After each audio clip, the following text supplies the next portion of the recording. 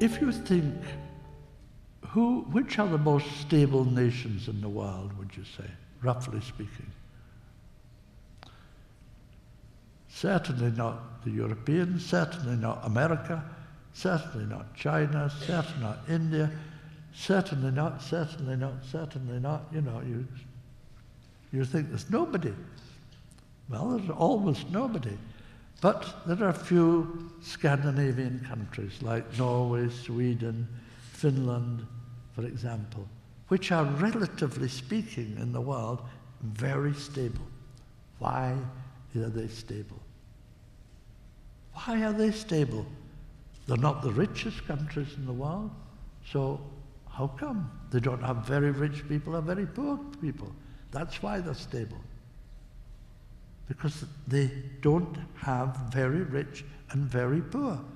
Where you have rich people and poor people, you have antagonism, you have injustice, and you have the results of that, which are war, social war, crime, the taking of drugs, and all the iniquities of the present life in the great nations of the world.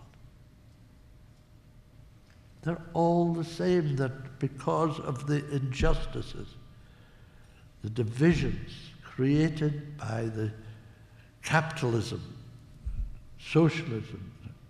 Now, what the Master says, what Maitreya says, is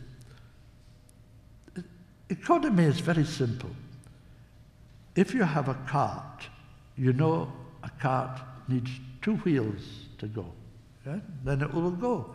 Cart on a wheel on one side, wheel on the other side, you can pull it, it will go. But if you have only 1 wheel, it won't go. No cart will go with 1 wheel, whether that wheel is socialism or is capitalism. Now, what do you think is the percentage of usage of capitalism in America vis-a-vis socialism? I'll tell you. It's taken too long to think up. This country, USA, is 95% capitalist and 5% socialist. You say, you didn't even know it was 5% socialist? Well, it is. It really is, surprisingly. It is. It's very generous when it has to be. The government subsidizes certain of its industries to make sure that they don't just disappear as industries and the people are totally without work. They've allowed this to happen very much, and they sent out their actual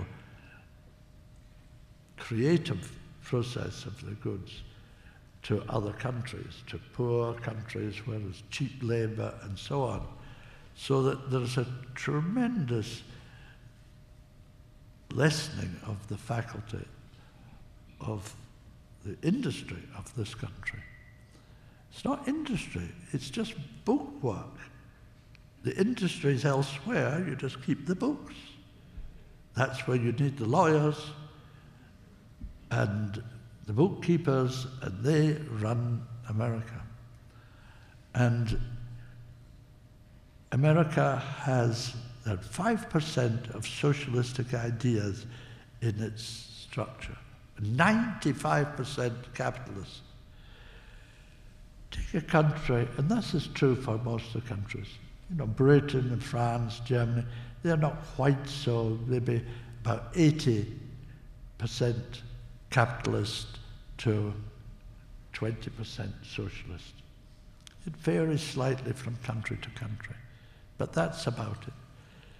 Japan is about 90% capitalist to 10% socialist. Today, Russia changes so fast you can't keep up with it. But this time yesterday, Russia was about coming on for 90% capitalist and about 10% socialist. that you now have more billionaires in Russia than you have in America. It's extraordinary, the changes which happen by the day in Russia. Anyway, this is only through gas and oil.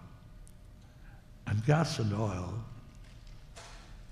will not necessarily run out, but will become totally unnecessary. Unnecessary. You don't need gas or oil anymore. So what do the billionaires do for income? Well, they don't. They go on the street and play a tin whistle or something.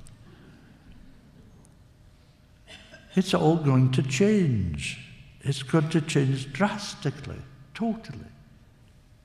Bit by bit, not all overnight, bit by bit, but the changes are already here.